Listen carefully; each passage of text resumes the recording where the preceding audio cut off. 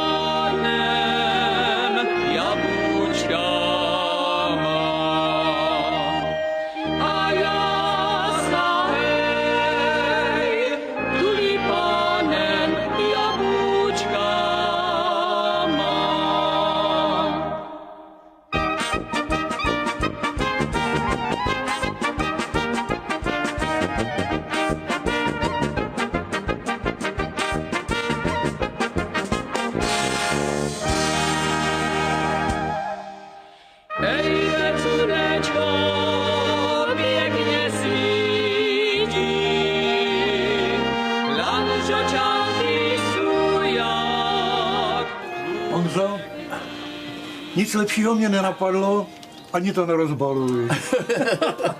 Já si pamatuju, člověče, jak ty jsi začal s tou svojí Moravankou, tak třeba jsme jezdili po západním Německu a tam všechny kapely hrály Moravanku, člověče. Jo, je to tak. To hraní ty lidové muziky si posunul svou vlastní vůli úplně někam jinam, než to doposavat bylo.